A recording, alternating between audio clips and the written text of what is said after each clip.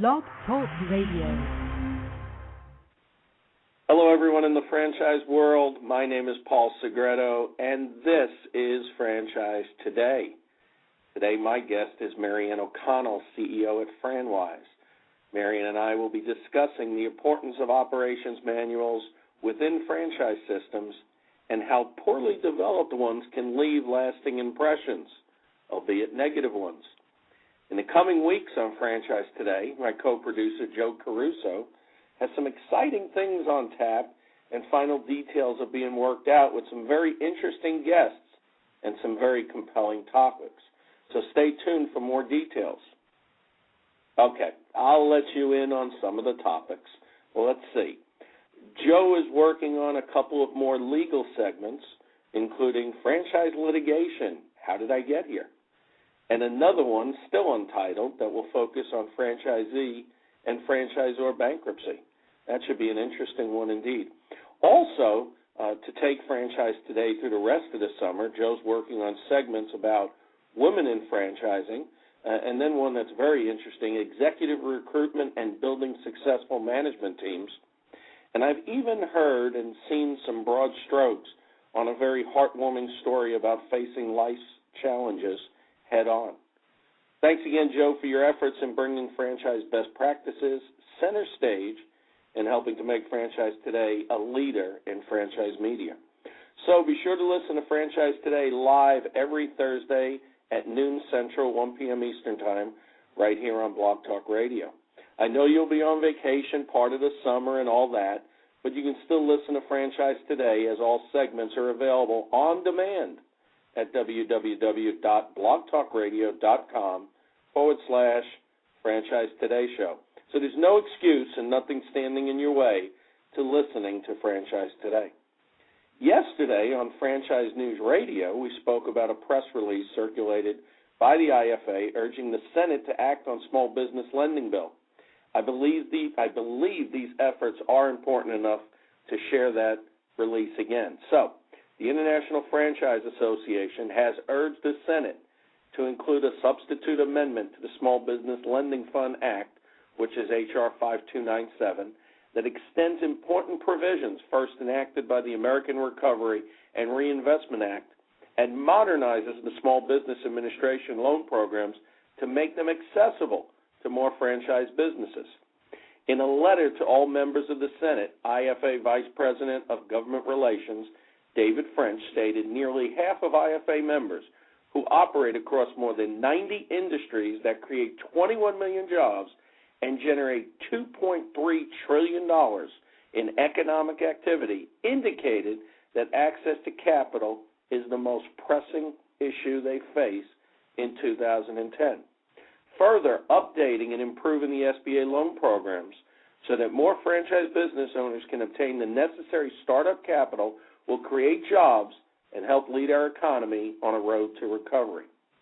French said the amendment offered by Senators Baucus and Landrieu will increase the maximum loan amounts for the SBA 7A program to $5 million and for the 504 program to $5.5 million. An increase in lending has a direct impact on the number of jobs created.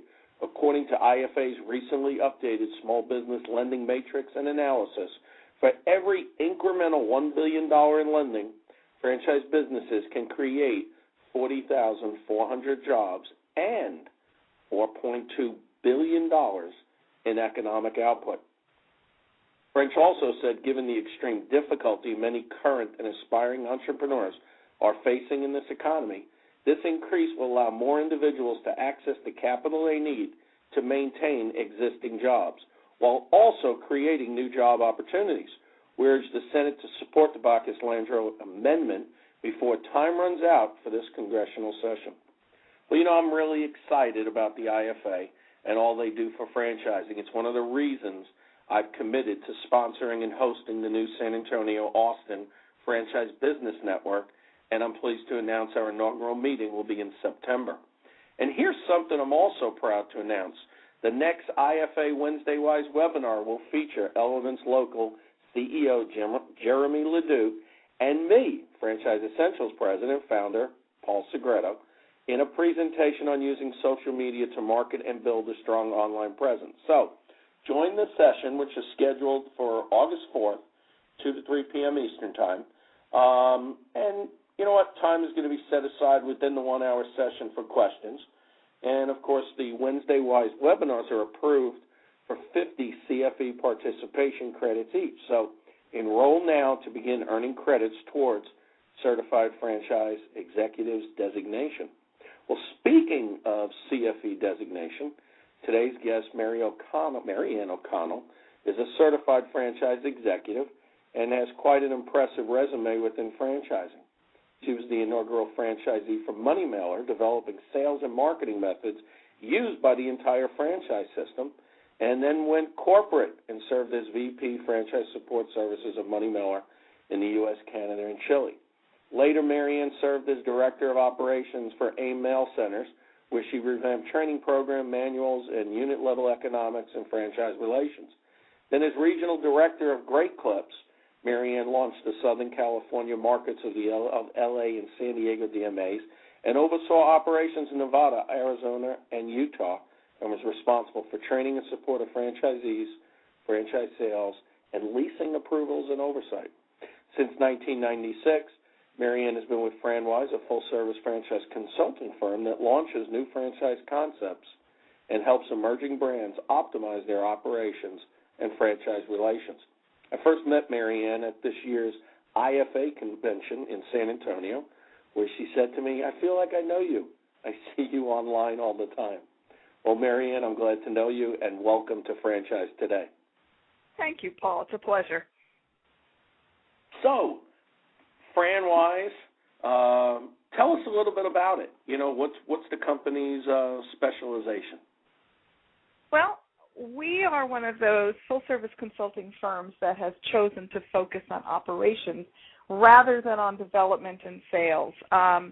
You were talking in your introduction about how you and Joe like to focus on best practices, and that really has always been the focus of FranWise.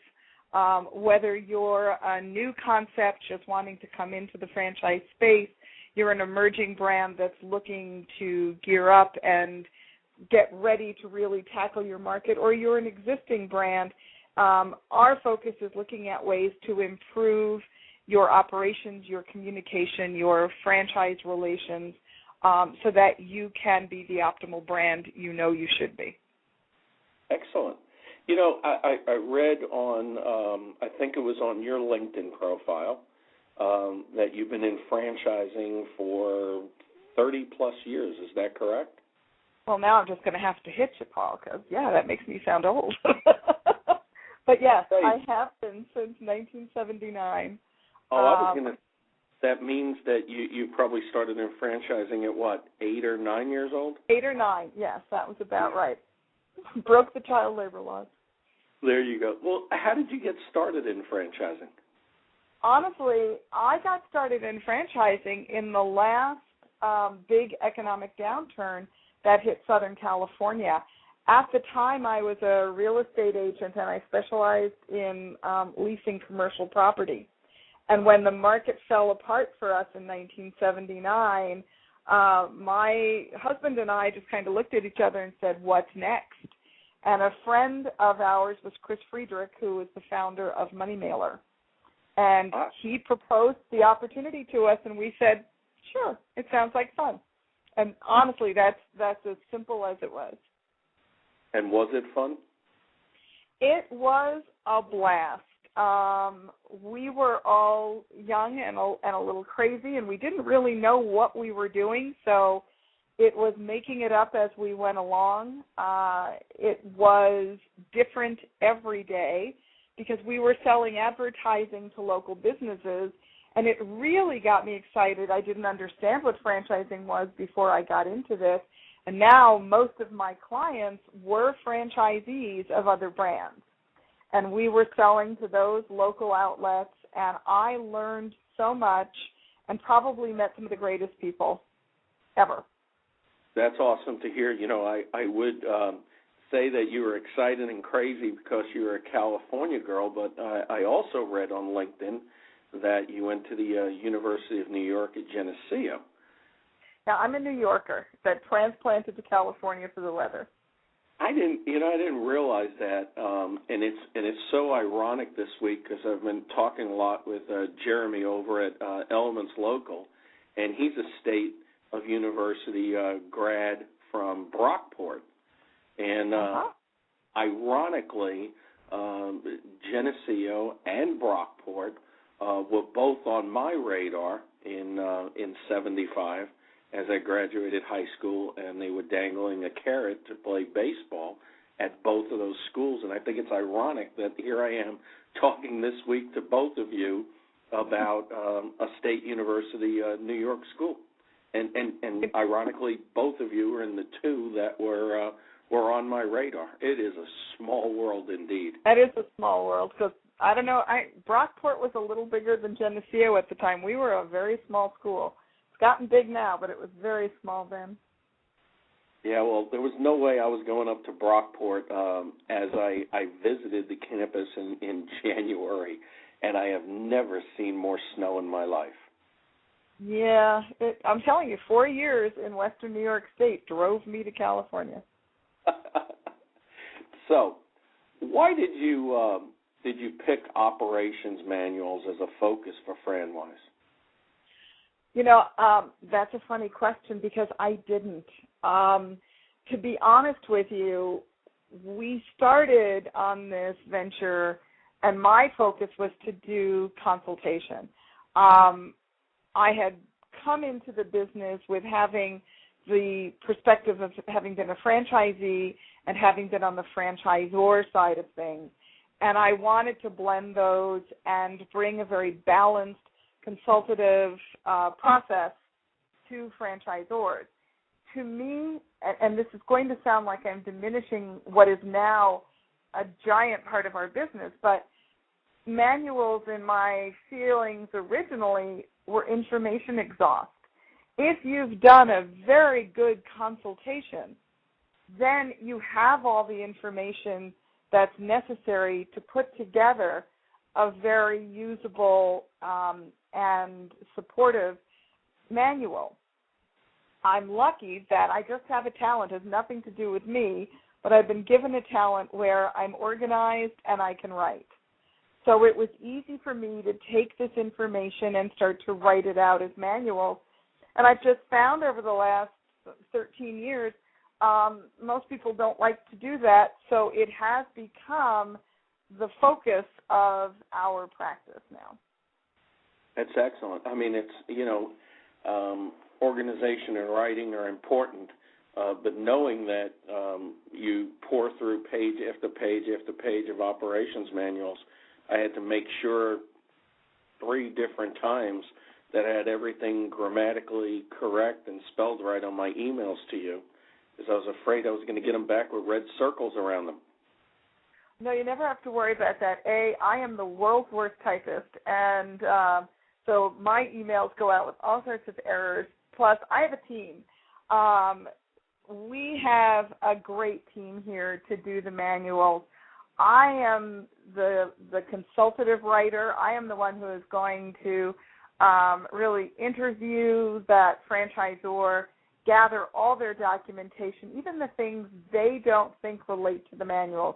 If it's been written, I want to see it and read it and pore over it.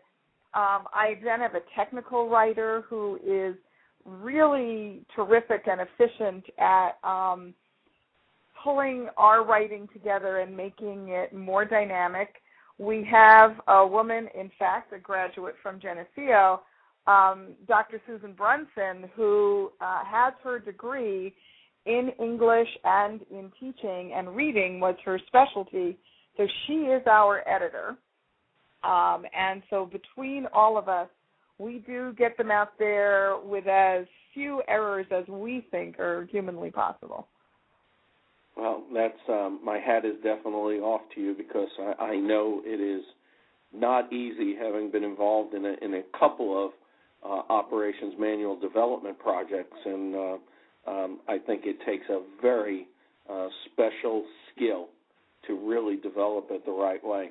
And, so let's talk a little bit about the nuts and bolts of operations manuals, within the franchise context and why they're so important to the success of a franchise program. Great topic, Paul. I believe that manuals there are four major reasons to have them. The most obvious is that this is your legacy. This is the documentation of your system.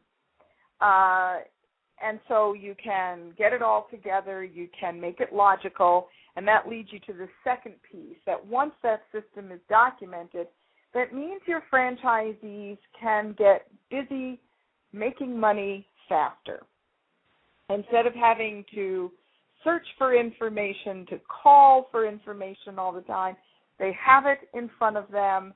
They can learn it at their own pace, because as adults we learn so much differently than we did when we were kids in school. But you have a great resource for them, and that gets your system healthier faster. The third reason you should have them is manuals are a great marketing tool for the licensing department.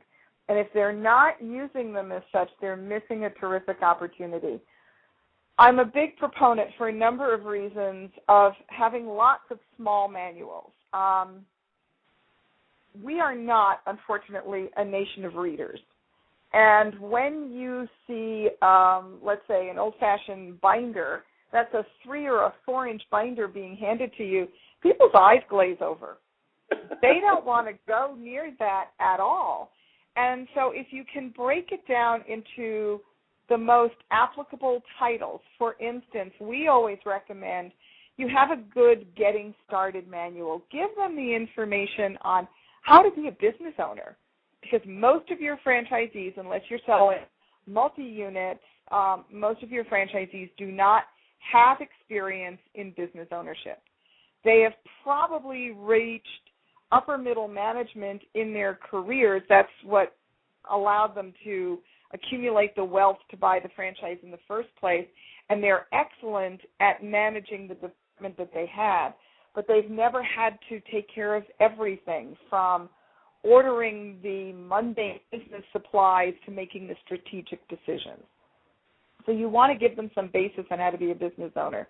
That is your confidential operations manual, which is going to have to teach them how to be a franchisee, so that they can be in compliance with their agreement, how to actually do the business, how to be a good business administrator and understand the financials, and if they're going up, backward, staying the same, how are they performing and how do they measure it and how do they fix it.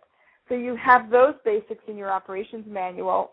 A marketing manual is going to be important, not just to tell them what the creative is going to be and what your process for getting things approved is, but let them also understand the economics of different vehicles that your espousing may use. If it's a direct sale piece, here's what your investment's going to be, what is your expected return, and what does that look like in terms of your annualized customers that you gain from it, so that you really give people an understanding.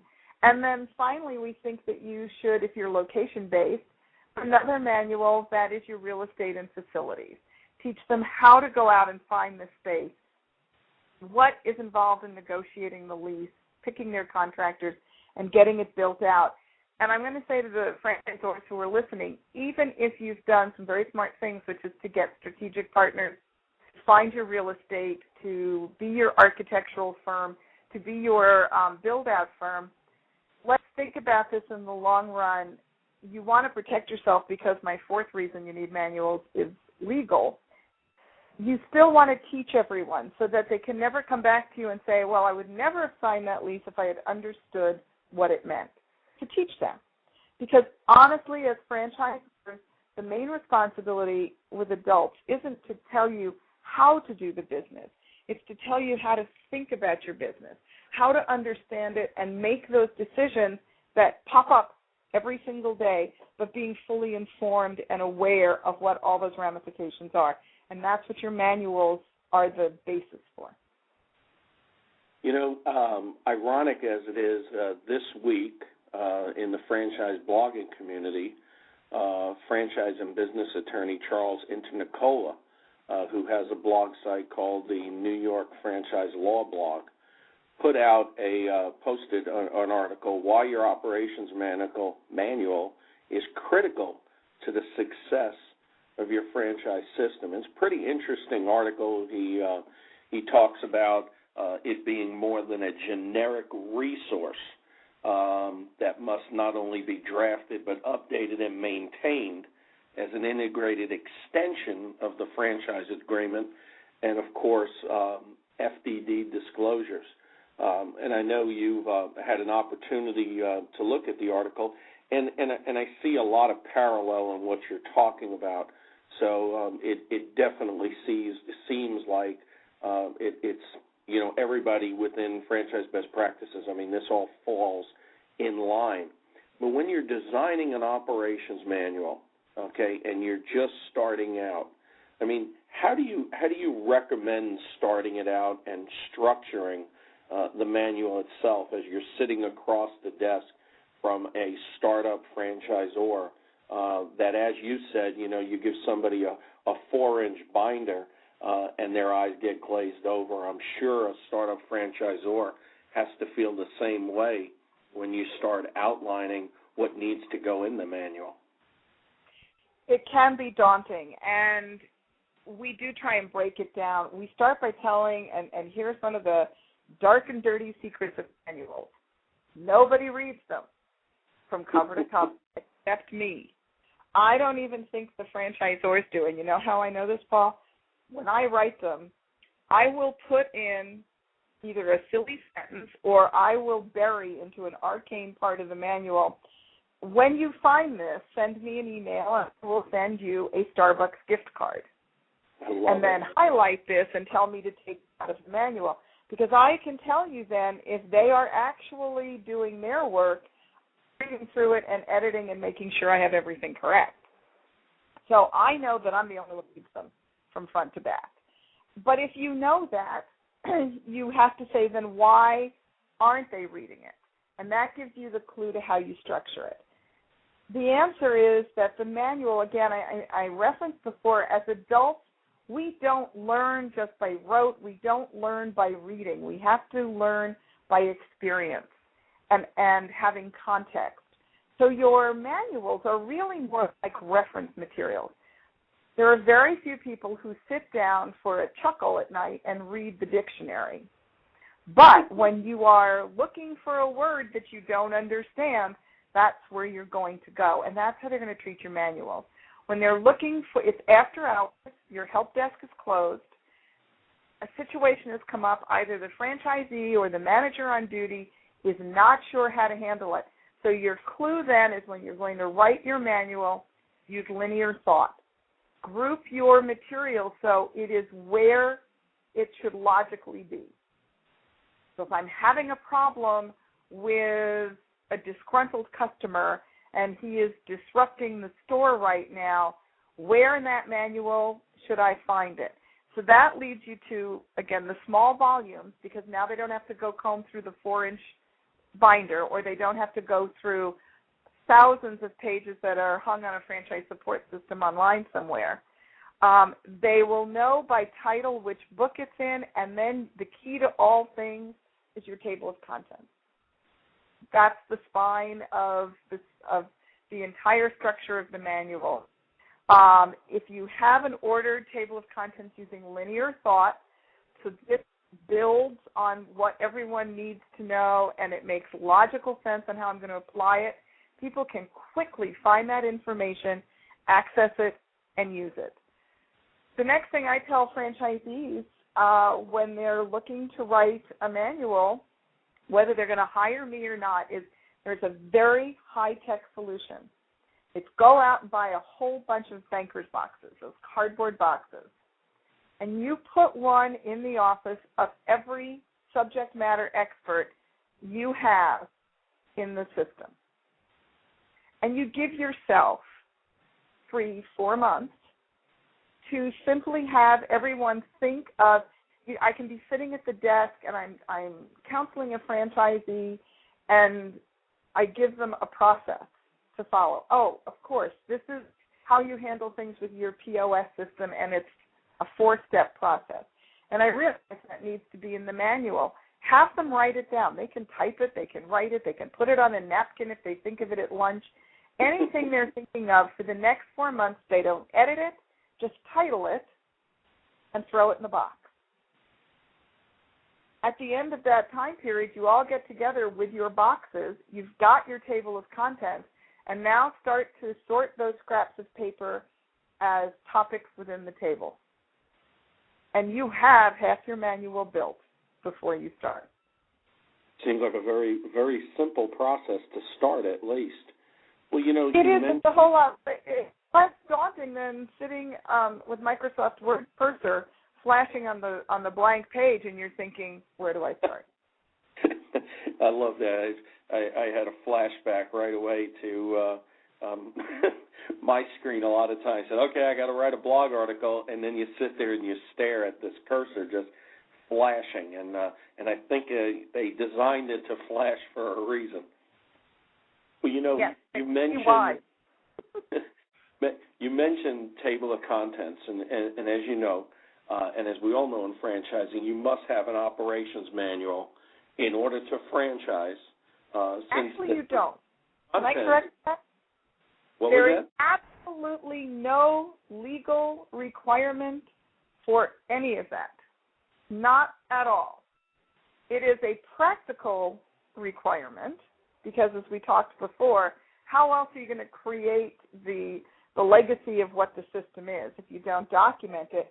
And the other is, if your attorney is going to do what attorneys have been doing for many years now, which is reference within your FDD and your franchise agreement that details will be brought forward in a manual, then you have no obligation to write anything, but you're a fool if you don't. You have nothing. You aren't competitive in the marketplace because you have no proof of the breadth and depth of your knowledge and your support base without it. But let's just remember, it makes all the sense in the world, but they don't have to have it. And if you don't put a table of contents into your FDD, then you have another option. It's a lousy one, but there is another option, which is to say any franchise candidate can come to your office and look at what your support and educational material is going to be. That is crazy. Well, yeah. How often do you find that franchisors begin franchising without a detailed manual? Way more than you want to know. I mean, it's actually frightening to find out how many brands launch, and I don't know where they get a table of contents and what they make up.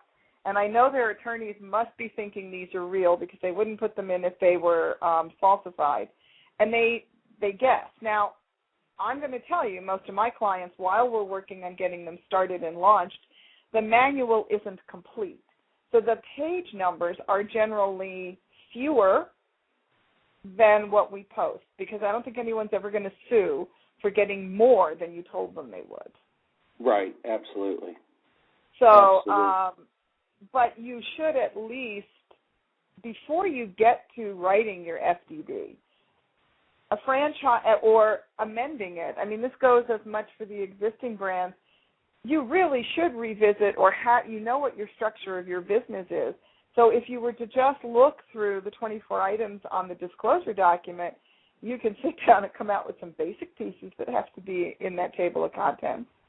And then from there, you can start to think it through. But unfortunately, Paul, there are so many of the new and emerging brands that really have nothing. They cooked a table from somewhere and stuck it in and then never got around to writing the manual because you just get caught up in the daily activity. And for the existing brands, that table of contents, that manual may not have been updated for years and no longer reflects what's in the franchise agreement, no longer reflects what's being trained or what the realities of operating those units are anymore. That's absolutely crazy. So would you be so kind as to describe for our listening audience how a typical FranWise engagement to develop an operations manual would work? I mean, maybe you can break it down into some steps. Okay.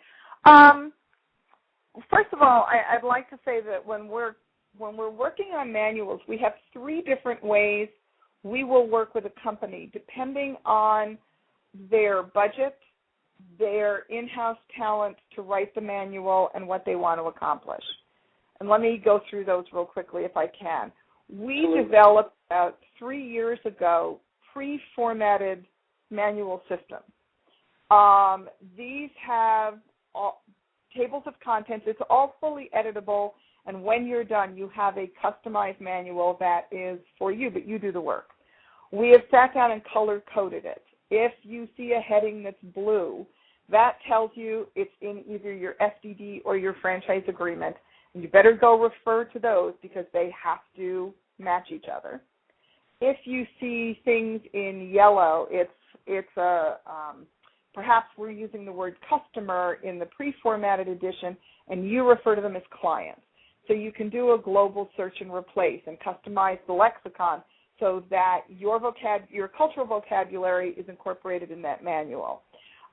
We give full explanations as to why we have put these particular topics and headings in and what that franchisor might want to consider in including in language. And then we've built language that we know over the years happens to cover the basic business precepts that are universal across the board and the requirements of being a franchisor. So those are available. You can do that all yourself. We can give those to you and then come back and do your editing for you. But I think what you're asking about, moreover, is what we do for customized. And what I said before, we start by reading everything. We want your legal documents. We want your marketing material. What are you doing in training, memos you've written, white papers, all of that fun stuff.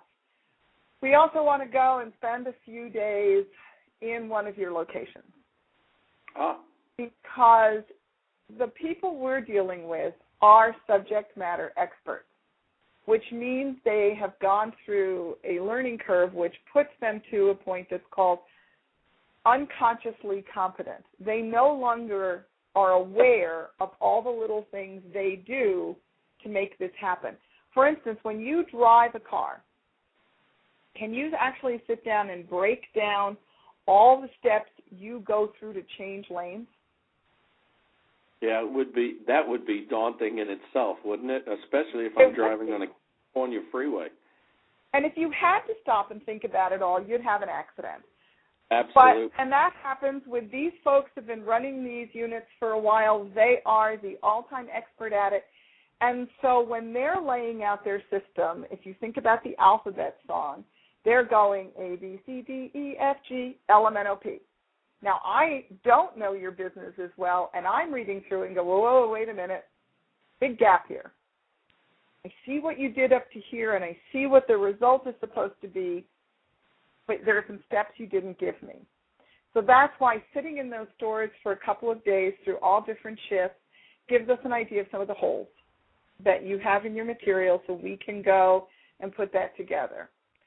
We then draft a table of contents. Based on our findings, we submit it to the client, and we beat that up. That's probably the longest part of the process. We want to make sure that we all agree on that spine, because before I start to put nerves and muscles and skin on that, I have to make sure we have structure.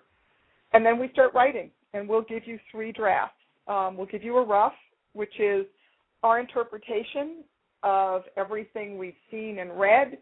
The client will then edit that with the focus being on content. And we have a very involved editing process that they hate, but really turns out a good product at the end. They give it back to us. We make those changes. Now we start to look for the details, the things you were afraid of in your emails, Paul, the red circle. Right. And we go back and read it again and give it to the client a second time. And they give us their edits. And by the way, and here's a suggestion I would make, whether you use us or anyone else, you do your edits in hard copy, because people get all messed up with the editing process and the typing, and they stop focusing on the content. So if you make them go back old school, then you're going to have to sit down and do it in hard copy. We take those edits again, and then we turn it over to Dr. Brunson, who gives us our grade in terms of grammar and spelling and syntax, and then we hand it back to the client in whatever format they want. I will say the majority of manuals these days are still written in a way that they can become print documents. So we write them in generally Microsoft Word. We can give it to you also as a PDF so that you can hang it and search it.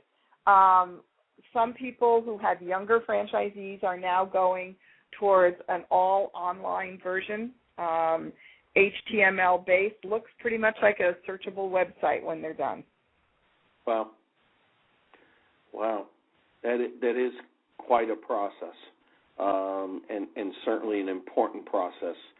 And it really gives the franchisor, especially the startup, but also emerging, an opportunity to really think about their business and what might be missing in that process, whether it be a startup that's hasn't actually been franchising yet. It gives them an opportunity to think about it from that perspective, but the emerging franchisors, it seems like it really puts them in a position to really evaluate where they've evolved from and where they want to go. And it seems like that the operations manual becomes a living document, if you would. I love that phrase, because you're absolutely right. The FDD and the franchise agreement are the legal documents that capture the relationship for a moment in time. So in other words, if, Paul, I signed with your franchise concept on today, July 15th, this is the agreement as we understand it. And as much specificity is put into those documents, there's also intentional vagaries put in, and that's where what you were alluding to earlier, there will be references that, or whatever is called out in the manual. And I'm doing air quotes that you can't see right now.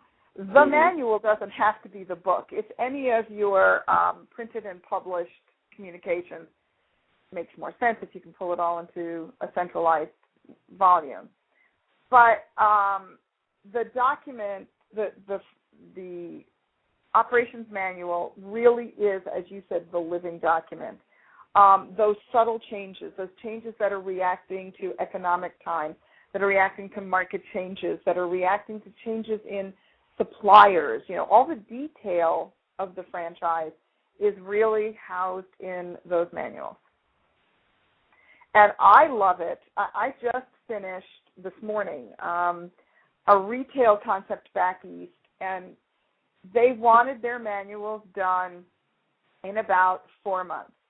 And we started last summer, and we just finished it. And the best part has been that the delay was simply because as they got a new draft of the manual, they realized when they tried to put this system in place, it wasn't working and it had to evolve. So we would stop and wait on the manual until we proved out the next new system.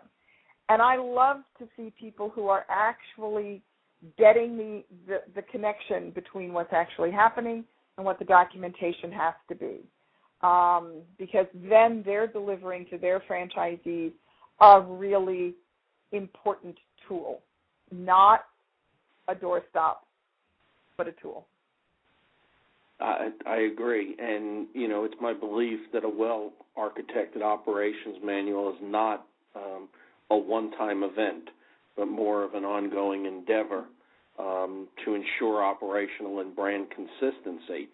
So what are your recommendations to franchisors on how to stay current in a way that is evolutionary versus revolutionary?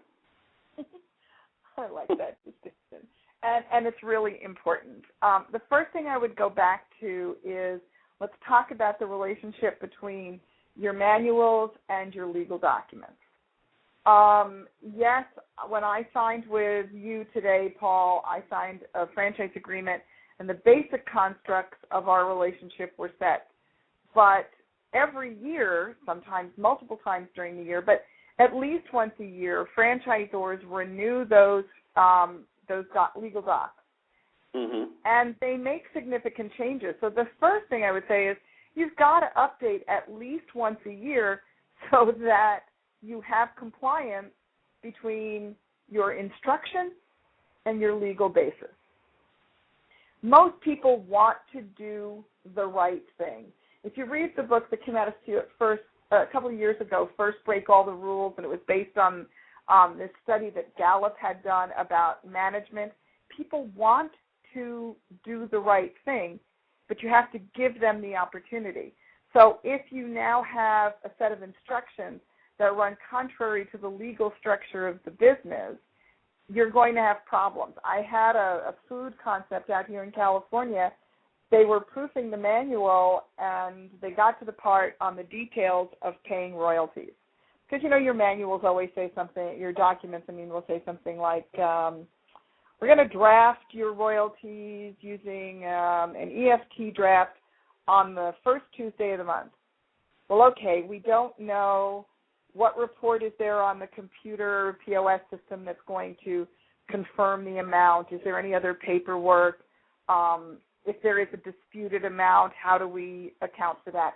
So I'm writing that detail in, and the client on the proof comes back and says, you have that all wrong, and they describe a different royalty process. And I said, that's not what's in your franchise agreement.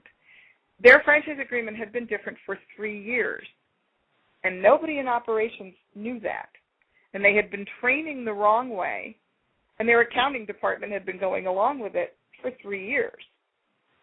So I would say, first of all, every year when you go for renewals, you should hand out those legal docs to all your department heads and your key decision makers and give them a quiz on it. Make sure they know what the changes are, and that filters down to your manuals and your training. The next thing on a practical point of view, Paul, is people can build their documents with updates in mind. I am a big proponent of the Microsoft products, not because they're great. It's because everybody's got them. They are universal, and they do have some pretty nifty tools in there that make it easy to do your numbering, and so that the document will update itself. You add a heading, it will reflow all the numbering and the headings. Updating your table of contents then takes about 2 minutes. And so, oh my gosh, here's a concept. The table of contents in your FDD is actually accurate. So that can be, you can use the styles that are built into Microsoft Word. And the other thing I would recommend for every company is to start out with a style guide for the company. If all your memos, Nothing Bundt Cakes, a client of mine in Las Vegas, has done this. Every memo is done with the same font. You know what the indentation is supposed to be. You know what the margins are supposed to be. You have structures for letters and headings. Well, what makes it great is that if every update, every memo that's been drafted during the year is done with the same style as is the manual, because they're all universal, when you go to add those pieces into the manual, it's a piece of cake. They were built to fit. So that will help. Use your banker boxes. You know, you've made a hefty investment in cardboard boxes now. You should reuse them. And so during the year, if your trainer changes something or a good idea comes up in the training class, throw it in the box. If your field ops people are making changes or hearing things or giving different direction out in the field, put it in the box. A good place to go is look at your records from your call center, your customer support center. If the same questions are coming in over and over and over again, we have a failing in both the manual and the training. Throw it in the box. If on your franchise support website, your FAQs, people on the chat room are asking the same questions over and over again. It tells you there's something missing. You need to go back and revisit it. So I think all of those pieces put together can make it happen. And also look at training reviews, look at satisfaction surveys, get your FAC involved in this. You don't want them to control the process, but they should be getting feedback. You might want them to read it over and see if they see that something is missing or contradictory to the way life is actually being run out there. I had one with a company I won't mention that franchisees in the central part of the country had an entirely different idea of what the level of service was supposed to be than the people on the West Coast. Well, the West Coast was newer, and they had all read the manual, and the manual had changed. The existing franchises in the central part of the country that were older, they had an older viewpoint. They don't go back and reread the manual because, heck, it hadn't been changed. But it turns out it had been changed in franchise orientation. It had been changed in training. Nobody knew. So make sure you announce the changes and ask people to substitute pages, give them a new table of contents, and life can be pretty simple. Without a doubt. How do you mention a lot of what I can refer to as ideal circumstances, department heads, and of course the structure of a larger organization. But many organizations starting out are usually just a handful of people wearing so many different hats. What type of challenge does that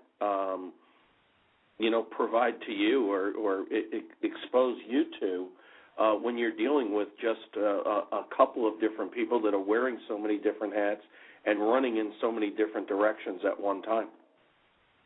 It's a great question and a great point, because you're right. Those startup ones and even some of the successful larger brands in today's economy are working with much leaner staff than they had before. And the operations manual is in their head in the day-to-day of putting out fires, of boosting profitability, of acquiring new franchises. That operations manual thing on the desk is the least important thing. That's why I would say if you can be working on it daily with the box, with just throwing ideas in, then, okay, Paul, this is the shameless commerce division of FranWise. Hire a company like us. We have an updating service. Especially if we've already built your manual the first time, it's pretty easy. We already know what's supposed to be in there. We know your words. We have your style all done. It's very simple for us to update it. The other is make it a team effort. If you've been collecting the data for the better part of a year, and here's another great way to go, if you can all grab your boxes together, sort through it. One of the number one things is you have to get all the departments to agree. And naming is a big problem. The marketing department calls it a pen. I call it a writing instrument, and the guys over in sales call it a deal closer. And you have to have the same term throughout the document, otherwise you're going to confuse the living daylights out of everybody. Same thing with policies. Oh, I thought it was 3 days. No, it's 5 days. No, it's 4 days on a blue moon with 1 foot up in the air. Everybody's got to get together and figure it out, and then hire an intern. There are a lot of people in different business courses in the colleges that are around you that are doing case studies on businesses. And creating an operations manual is very often part of the case study or part of a project for which that student will get credit. You get somebody who can put it together, they take it off your desk, your expense is low, if at all. They get college credit, they get business experience, and who knows, there's good synergy there. You may get a good future employee. That's a fabulous idea. That is a fabulous recommendation. I could just envision an intern, if you would, following around a founder and a couple of key management people, putting together some of that information. I think that's a fabulous recommendation. Thank you. You know, Charles Internicola mentions a couple of different things about, tying in the franchise agreement to the, operations manual and what have you, and we know you've discussed the importance of that, and the various things, and we know the obvious benefits to both franchisor and franchisee in having a well-developed and constructed operations manual.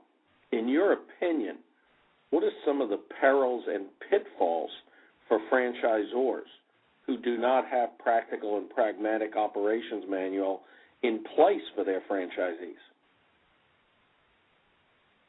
Well, your number one concern, it would be mine if I was the franchisor, is that I'm never going to be able to grow to my full potential.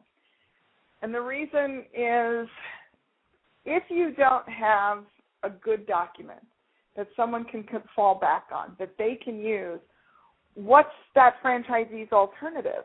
The alternative is that they're going to talk to you and call you for everything, you being the collective, you the franchisor.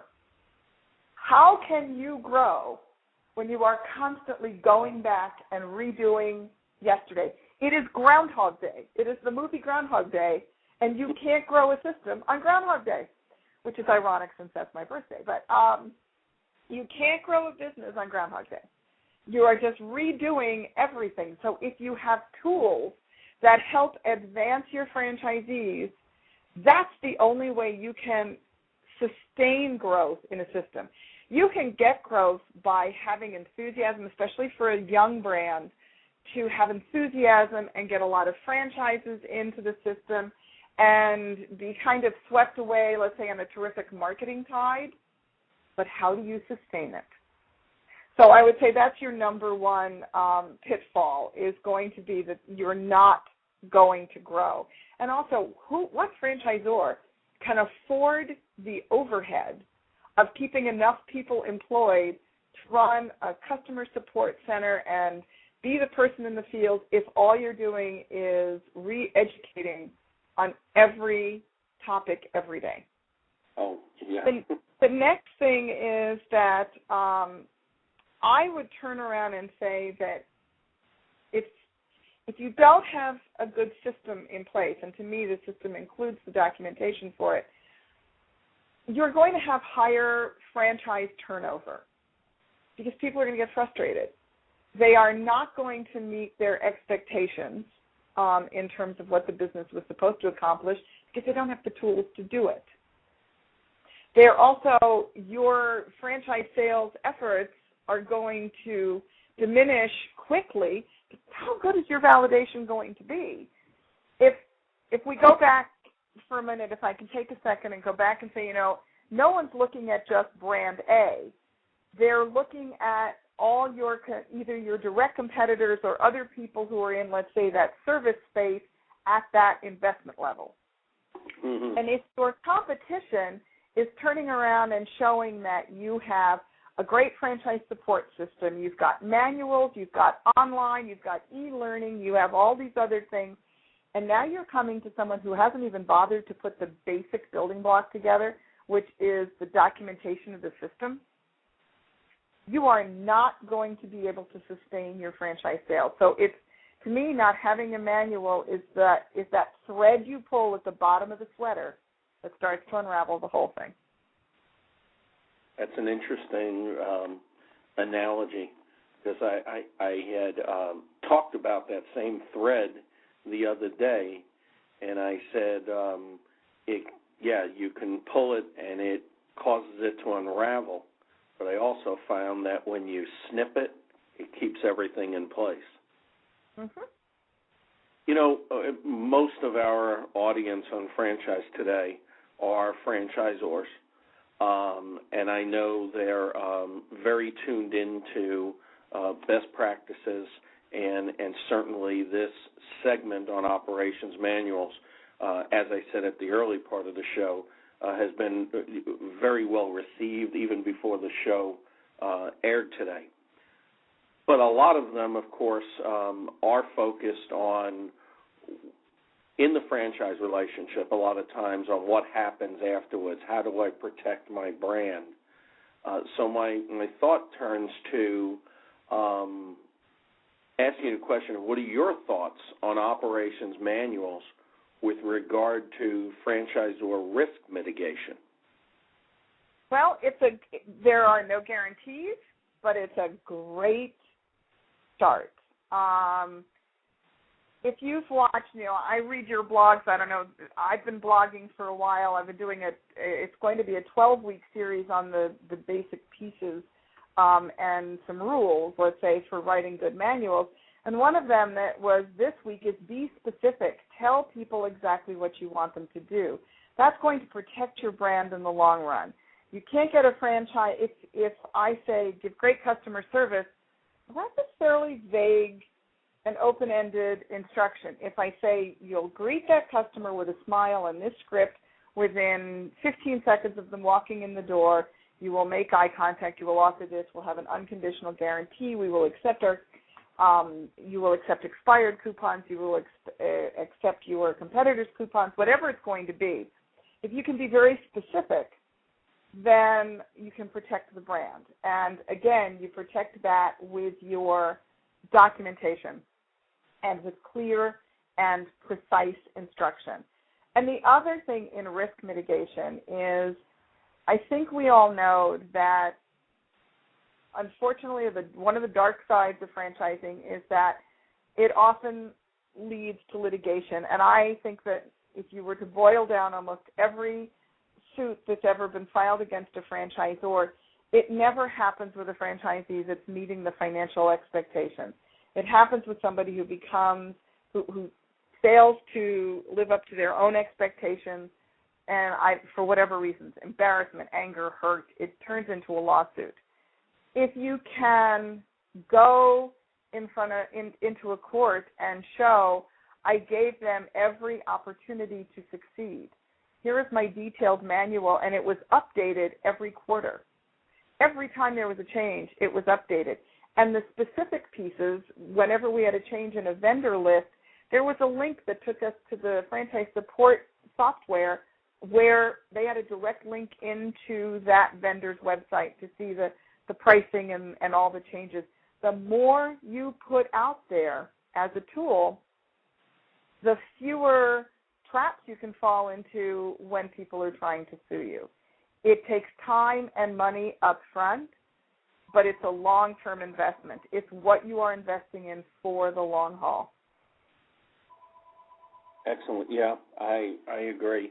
And I've had, working with a lot of franchise attorneys over the years, I think what you said is consistent with what they've said, for sure. As we're closing in on the top of the hour, I'd like to mention something about the IFA and talk about that just real brief. You're a supporter and proponent of the IFA, as I am.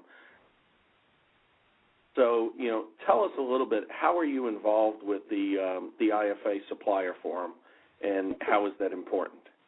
I'm sorry, the giggle was because I'm a serial volunteer. In fact, my administrator gave me a coffee cup for Christmas that said, stop me before I volunteer again.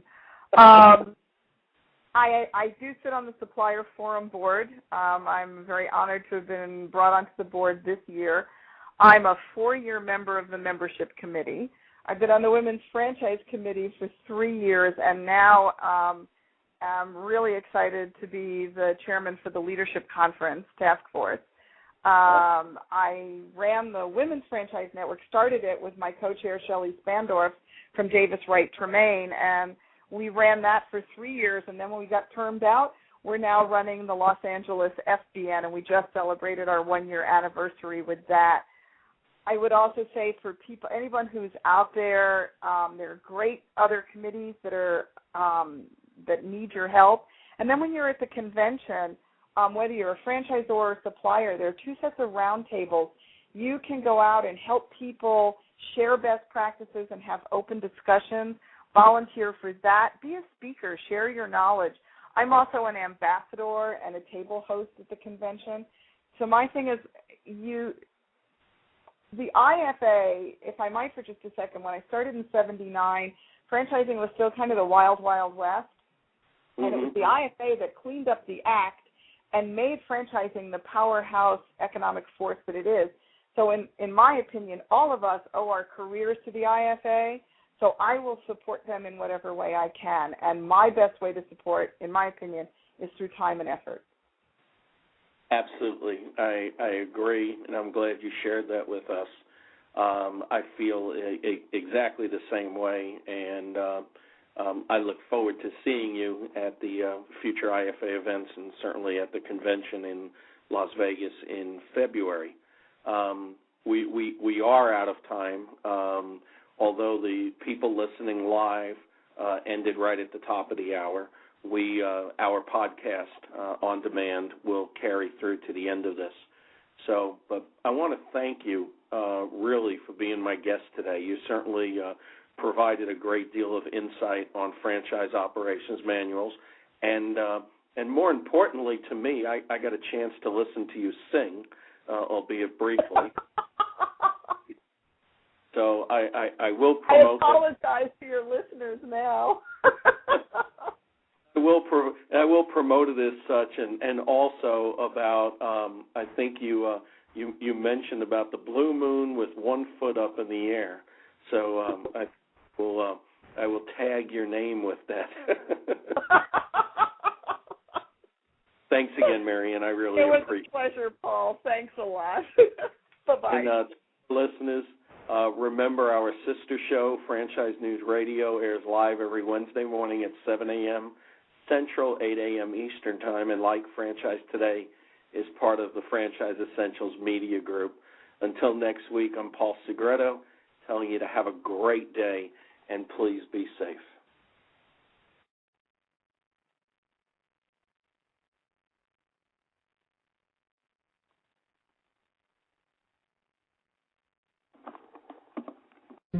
When you're part of a military family, you understand sacrifice and support.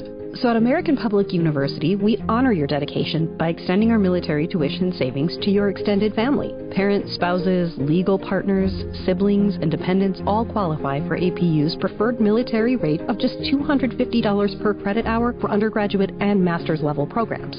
American Public University. Value for the whole family. Learn more at apu.apus.edu/military.